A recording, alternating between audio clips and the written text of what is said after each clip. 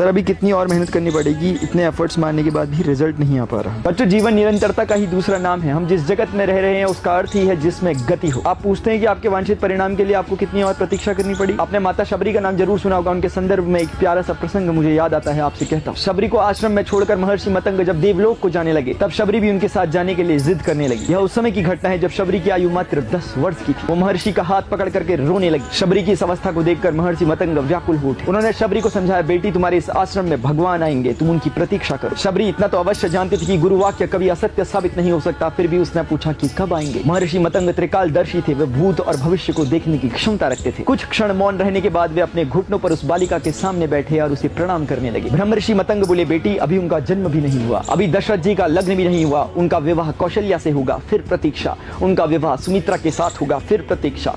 फिर उनका विवाह कैकेयी के साथ होगा, फिर प्रतीक्षा। और फिर मर्यादा पुरुषोत्तम भगवान श्री राम का जन्म होगा। फिर उनका विवाह माता जानकी के साथ होगा। उन्हें 14 वर्षों का वनवास होगा। अपने वनवास के अंतिम वर्ष में माता जानकी की खोज में वे तुमसे यहाँ आकर तुम्हारे आश्रम में मिलेंगे। माता जानकी की खोज में वे यहाँ आएंगे। तुम उनसे कहना कि वे सुग्रीव से मित्रता कर ले और उसको उसके ही आतताई भाई बाली के संताप से मुक्त करें। वह नन्ही सी बालिका एक क्षण के लिए तो किम कर्तव्य विमूढ़ हो गई। इतनी लंबी प्रतीक्षा आखिर वो कैसे करेगी। फिर महर्षि मतंग बोले, वे भगवान है, वे अवश्य आएंगे बेटी, लेकिन यदि उनकी इच्छा हुई तो काल दर्शन के इस विज्ञान को परे रख कर वे कभी भी किसी क्षण तुमसे आकर मिल सकते, लेकिन वो आएंगे अवश्य। गुरु के आदेश को मानकर शबरी आश्रम में रुक गई। प्रतिदिन प्रतिक्षण वह भगवान राम की प्रतीक्षा करने लगी। वे जानती थी कि वे भगवान है और समय का चक्र उनकी उंगलियों में नाचता है और वे कभी भी आ सकते, इसीलिए उनकी प्रतीक्षा में मार्ग में प्रतिदिन फूल बिछाती। समय का चक्र शबरी बूढ़ी हो गई, लेकिन अभी भी वह उस अबोध चित्त के साथ भगवान की प्रतीक्षा कर रही। और एक क्षण वह आ ही गया जब शबरी के बिछाए पुष्पों पर भगवान श्री राम ने अपने चरण रखे। शबरी का कंठ अवरुद्ध हो गया, उनकी आंखों से आंसुओं की धारा। गुरु का कथन सत्य हुआ, भगवान उनके आश्रम में आए। और शबरी का फल यह रहा, जिन माताओं ने कभी राम को अपना जूठा नहीं खिलाया और आज वही राम शबरी के जूठे बेर खा रहे हैं। एक तक दोनों भाइयों को निहारने के बाद वृद्धा भिलनी के स्वर फूटे, बोलो राम, शबरी की कुटिया को ढूंढने में किसी प्रकार का कोई कष्ट तो नहीं हुआ। राम बोले, माँ यहाँ आना तो मेरे जन्म से पूर्व निर्धारित था, इसमें कष्ट का क्या मूल्य। शबरी बोली, एक बात बोलूं राम,